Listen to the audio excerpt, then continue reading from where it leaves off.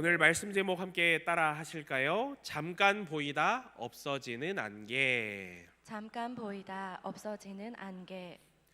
어, 지금으로부터 약 30년 정도 전인 것 같아요.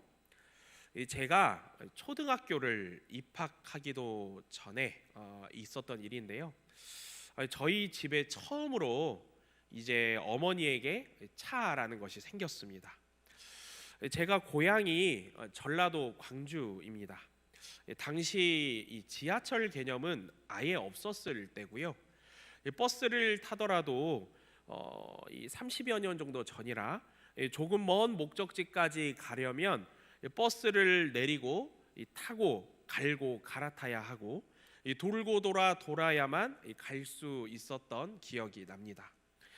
그러던 어느 날 이 차라는 것이 생겨서 이제는 곧바로 돌고 돌지 않고 원하는 목적지까지 가게 되니까 어린 마음에 6살, 7살 어린 마음에 드는 생각이 참 차가 좋다. 차가 생기면 편하구나. 이렇게 느꼈던 것 같아요. 그래서 지금도 부모님께서 귀여운 기억처럼 말씀해 주시곤 하시는데 제가 그 나이 6살, 7살의 나이에 이 돈을 모으려 하기 시작했다고 합니다. 나도 내 차를 사자. 차를 사면 참 편하네. 어디든 갈 수 있겠네 하는 마음으로 6살, 7살 꼬맹이가 돈을 모으기 시작했다고 해요. 6살, 7살에 무슨 돈을 모으겠습니까? 소위 직장, 벌이도 없고 유치원생이다 보니까 용돈 개념이라는 것도 희박할 때였죠.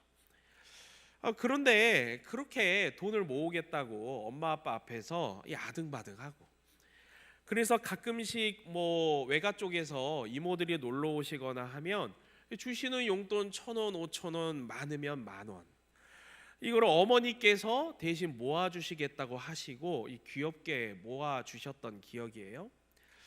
그렇게 저를 대신하여 부모님 이런저런 외부에서 들어오는 이런 금일봉을 열심히 제가 언제가 될 때까지 모아주셨냐, 초등학교 4학년 즈음이 될 때까지 모아주셨습니다. 왜 4학년일까? 이렇게 6년여의 시간이 지나서 제가 초등학교 4학년 때 차를 샀다고 말씀드리려는 걸까요? 네.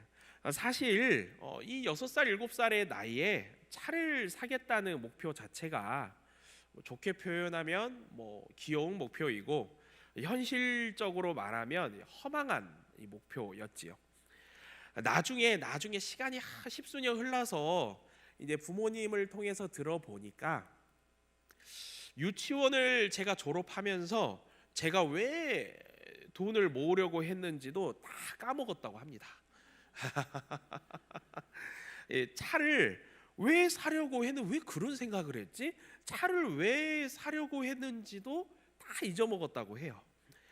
그렇게 5,000원, 1,000원, 10,000원 혹은 세뱃돈까지 모아주셨던 그 돈은요, 제가 초등학교 4학년에 들어갈 때 즈음에 저희 집이 이사를 가면서 작지만 쏠쏠하게 보탬이 되어 쓰이게 되었다라고 합니다.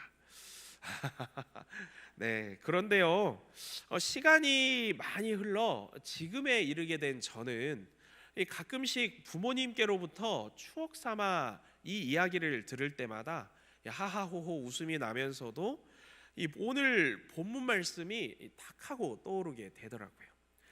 야고보가 말하는 허탄한 생각에 대한 가르침을 말입니다.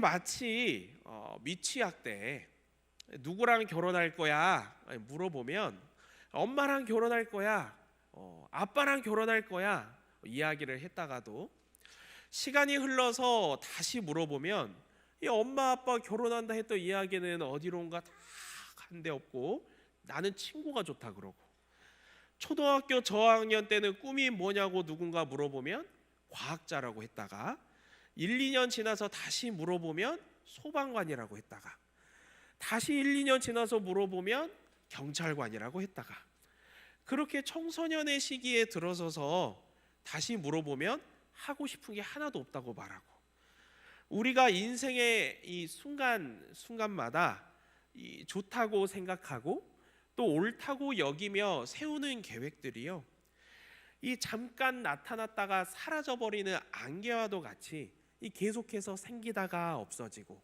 또 생기다가 없어지고 바뀌고 변하게 되고 또 새로워지게 된다라는 거예요. 그러나 이렇게 세우는 여러 가지 계획들은요, 그 계획을 세우는 주체자가 나이가 어린아이여서만 그런 것이 아닙니다. 어린아이여서 세우는 계획이 뭐 허망하고 어린아이여서 서툴고 나이가 어려서 모자란 것이 아니라, 우리가 이런저런 뭐 경험도 많이 쌓고 또 나름대로 나이를 먹어가면서 보고 듣고 배운 것이 많이 있다 할 만큼 다 큰 장성한 이 어른 성인이 되었는데도 이런 잠깐 나타났다가 사라져버리는 안개와 같은 경험은 여전히 수도 없이 겪고 또 겪고 있다라는 거예요. 저는 학부를 장신대 기독교 교육과에서 이제 공부를 하였는데요, 학부 전체 수석으로 들어가게 되면서 4년 전액 장학금을 받으며 학교를 다니게 되었습니다. 또 아버지께서는 당시 한참 현역으로 왕성히 활동하시는 외과 의사셨어요. 그래서 당시 20대 초중반까지만 하더라도 이 부족함 없이 살았고 이 모든 것이 행복하고 든든했습니다. 그래서요, 저는 자연스럽게 외국에서 공부하는 것을 꿈꿨고요, 열심히 공부해서 어느 학교든지 교수가 되는 것을 꿈꿨습니다. 아버지께서 든든히 지원해 주시겠다 늘 말씀해 주셨기에 저는 먼 미래에 외국에서 살아가는 것도 큰 무리가 없겠다 여겼던 순간들도 있었습니다. 그러나 저의 이런저런 계획들이 또 생각들이 오늘 야고보가 말하는 바와 같이 얼마나 허탄하고 허망한 생각이었는지를 깨닫는 데는요, 그리 오래 걸리지 않았습니다. 아버지의 암 소식이 들려왔고요, 코로나까지 창궐하면서 집안의 가세는 점점 기울어져만 갔습니다. 다행히 하나님께서 아버지를 살리시고 함께 하여 주셔서 신장암이셨거든요. 그래서 신장 한쪽과 요로와 방광 일부까지 떼어내는 수술 한 번으로 이 아버지는 다시 깨어나실 수 있게 되셨습니다. 그러나 암 수술의 그 여파로 후유증으로 아버지는 그 이후로는 다시는 현역에 복귀하지 못하셨지요. 졸지에 당시 전도사였던 제가 이 전도사를 무슨 뭐 직장의 기준, 뭐 돈벌이로 다 설명할 수는 없지만 집안에서 유일하게 월급이 있고 집안에서 유일하게 제일 많이 버는 가족 구성원이 되었습니다. 그러다 보니 내가 왜 외국에서 살며 지금 무슨 교수 타령인가, 한치 앞을 알 수가 없고 오늘 하루하루가 너무나 소중한 판에, 이런 생각을 하면서 20대 초중반에 잠시나마 꾸었던 꿈들이 또 생각이 참 얼마나 허망하고 허탄했는가를 돌아보게 되었습니다. 그러나 분명한 것은 이런 여러 인생의 굴곡을 하나님께서 보게 하시고 또 겪게 하시면서 오늘 하루를 계획하고 또 오늘 인생을 바라보는 관점이 완전히 바뀌었다라는 거예요. 현재 내가 처한 상황과 현실을 바탕으로 인생을 계획하고 오늘 하루를 바라보았었는데 이제는 내 인생은 내 것이 아니라 하나님의 것이로구나, 내 생명도 내 아버지의 생명도 내 가족의 모든 생사도 하나님의 손에 있구나 라는 이 마음속 깊은 고백으로 살아가는 이 제 모습으로 바뀌게 된 거예요. 오늘 하루를 주님께서 허락하시고 주님께서 살아가게 하셨으니 이 하루가 나를 위하여 쓰고 내 행복과 내 욕심을 위하여 쓰는 것이 아니라 주님께 초점을 맞추게 되고요, 나는 힘들어도 주님께서 기뻐 받으시는 오늘 하루면 족하다라는 마음으로 바뀌게 되어 살아가게 된 것입니다. 그래서 오늘 본문 말씀 13절에서 14절까지를 살펴보면 야고보가 이렇게 기록을 하고 있어요. 이제 화면에는 개역 개정으로 나오지만 제가 쉬운 성경으로 읽어 드리겠습니다. 오늘이나 내일 어느 도시에 가서 1년 동안 거기에서 지내며 장사하여 돈을 벌겠다 하는 사람들이여, 잘 들으십시오. 여러분은 내일 일을 알지 못합니다. 여러분의 생명이 무엇입니까? 여러분은 잠깐 나타났다가 사라져버리는 안개에 지나지 않습니다. 야고보는 이렇게 기록하고 있습니다. 저는 예전에 사역하던 교회에서 이런 질문을 가지고 돌아가면서 한참 답변한 적이 있었어요. 만일 10년 전, 그러니까 코로나가 오기 한참 전이죠. 10년 전으로 돌아갈 수만 있다면 가장 먼저 무엇을 하고 싶으냐? 우리 성도 여러분은 10년 전으로 돌아가신다면 무엇을 하고 싶으십니까? 현재 내가 10년 전에 앳된 나를 만나 정신 차려라 이 녀석아, 꿀밥 먹이고, 이렇게 현재의 나와 과거의 나가 만나는 조우의 그런 느낌이 아니라 그냥 내가 완전히 지금의 기억을 가지고 10년 전으로 돌아가 버리는 거예요. 그렇다면 가장 먼저 무엇을 하고 싶으십니까? 이 질문에 대한 대다수의 이제 답변을 이제 저는 앉아서 듣게 되었는데요. 저는 참 놀랐습니다.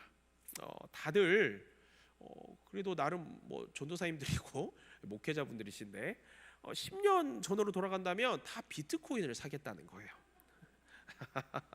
지금이야 많은 언론을 통해 접하게도 되고, 또 수많은 사람들이 땅을 치고 눈물을 흘리고 하는 것을 보면서 나는 애초에 관심도 없었지만 이게 비트코인 이야기구나 하시겠지만, 이런 전체적인 이야기 역사의 흐름을 알고 있는 채로 10년 전으로 그대로 돌아간다면 전 재산을 거기에다 투자하겠다는 거예요. 그때 사려고 아등바등했던 전자기기, 무슨 옷, 목도리, 맛집 다 필요 없다는 거예요. 물론 저도 부끄러운 고백입니다. 네, 저도 그 이야기를 듣고 영화 속 이야기처럼 잠깐 상상은 해봤습니다. 지난 10년치 로또 1등 번호를 다 프린트해 가서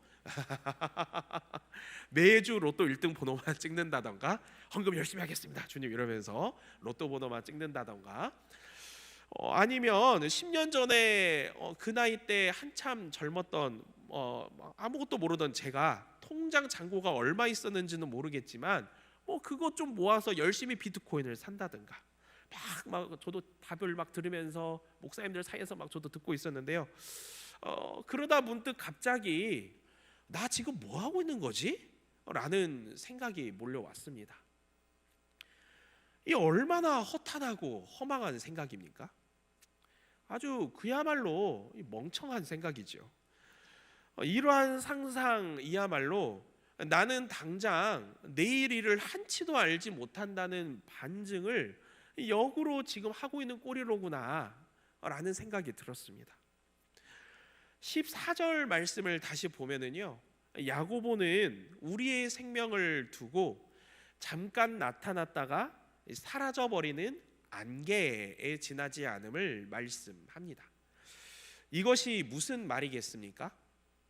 아무리 오래 살더라도 인생은 짧은 것이며 그 누구도 자신의 삶이 얼마나 지속될 수 있을지 아무도 모른다, 아무도 알지 못한다라는 거예요. 나에게 주어진 시간이 참 많구나, 많이 남았구나 라고 생각하지 말라라는 거예요. 오늘 하루 내 인생의 주인 되시는 하나님을 위해 살아야지. 그렇게 살아야 우리가 어느 날 어느 순간 하나님께로부터 부르심을 받았을 때 우리를 향한 하나님의 계획하심을 우리가 성취할 수 있다. 하나님께서 우리를 통하여 성취하실 수 있다라는 거예요.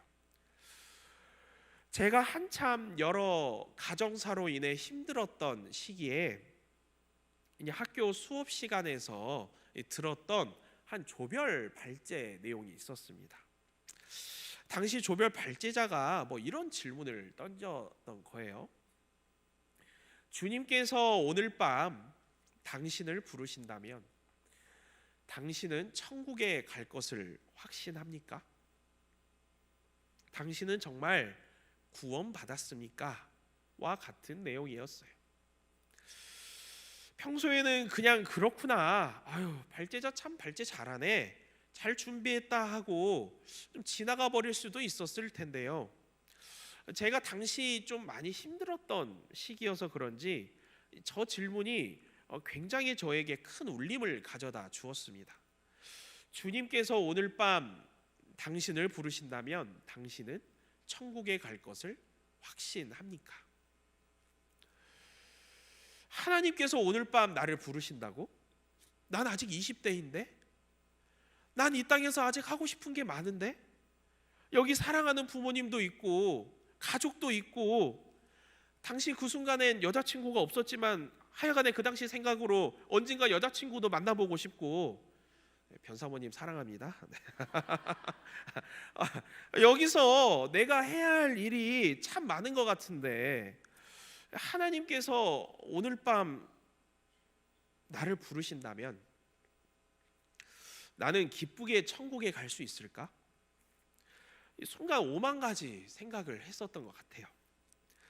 그런데 그러다 문득 이런 생각이 들었습니다. 하나님께서 오늘 밤 정말로 나를 부르신다면 나 지금까지 똑바로 살아왔나? 나 어제까지만 해도, 불과 어제까지만 해도 신학생이라고 하면서 예비 목회자라고 하면서 하나님 보시기에 그렇게 똑바로 살지 못했던 것 같은데, 정말로 오늘 밤 나를 부르신다면 나는 오늘 남은 시간만이라도 하나님 위에, 또 하나님 보시기에 올바르고 똑바르게 살아야 하지 않을까라는 생각이 들기 시작했습니다. 하나님께서 나에게 허락하신 이 생명, 처음 이 땅에 주실 때에도 하나님 것이고 다시 거두실 때에도 하나님의 것일진데, 나는 이곳에서 대체 무엇을 귀하게 여기며 무엇을 바라보고 살았단 말인가? 여러 가지 생각을 갖게 하셨습니다. 그러면서 제가 새롭게 다짐했고 또 결단했던 것은요, 하나님의 바람이, 나를 향한 하나님의 원하심이 언제나 오늘 하루 내 시간의 중심에 임하실 수 있도록, 내 시간의 중심에 또 일하실 수 있도록 간절히 기도하자라고 다짐하고 결단하며 또 기도했던 기억이 납니다. 저도 오늘 여기 계신 모든 성도 여러분들께 같은 질문으로 여쭙고자 합니다. 주님께서 오늘 밤 여러분을 부르신다면 여러분은 천국에 갈 것을 확신합니까? 여러분은 정말로 구원 받았습니까? 이 질문에 잠시의 주저함이나 잠시의 고민이 생긴다면 나의 인생의 계획을, 내게 주어진 오늘 하루의 시간을 영적으로 돌아보고 또 다시금 주님이 원하시는 방향으로 초점을 맞출 수 있기를 바랍니다. 그러므로 말미암아 하나님의 바람이, 또 하나님의 원하심이 언제나 오늘 하루 내 시간의 중심에 임하시고 또 내 시간의 중심에 일하셔서 일체의 고민 없이, 예 주님 저는 주저함이 없습니다, 주님 저는 일말의 고민도 없습니다, 저는 천국으로 갈 것을 확신합니다, 저는 정말로 구원 받았습니다, 신실한 믿음으로, 굳건한 믿음으로 고백하며 살아갈 수 있는 저와 여러분 될 수 있기를 주님의 이름으로 축원합니다. 이어서 본문 16절에서 17절까지 말씀을 살펴보고자 하는데요, 이 두 구절 말씀을 다시 한번 읽어 볼까요? 시작. 이제도 너희가 허탄한 자랑을 하니 그러한 자랑은 다 악한 것이라. 그러므로 사람이 선을 행할 줄 알고도 행하지 아니하면 죄니라. 아멘. 저자 야고보가 오늘날 우리를 향해 허탄한 생각, 또 허망한 생각을 하는 것을 경고하면서 한 가지를 더하여 우리에게 분명한 권면을 하고 있는데요. 그것은 이 선한 일에 대한 개념입니다.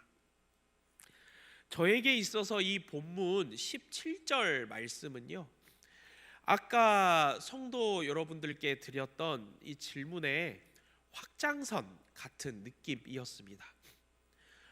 주님께서 오늘 밤 나를 부르신다면 오늘 하루가 나에게는 그 어떤 하루와도 비교할 수 없는 하루일 텐데, 그 하루를 정말 하나님 보시기에 올바르고 똑바른 삶으로 살아낸다는 것이 무엇일까?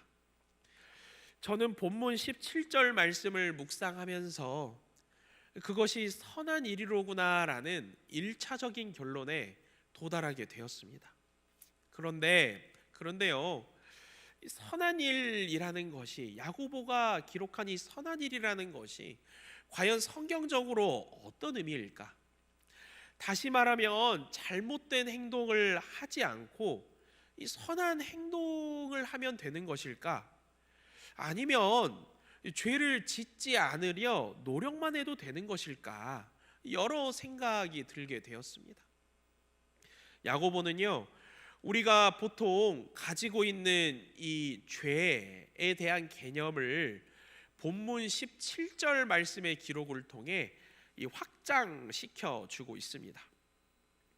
우리는 보통 잘못된 행동을 하는 것이 죄로구나, 잘못된 행동을 하는 게 죄다라고 생각을 하는데요, 야고보는 잘못된 행동을 하는 것을 넘어서서 어떤 일이 옳은 일인지 또 어떤 일이 선한 일인지를 알면서도 행하지 않는 것 또한 죄라고 기록하고 있습니다.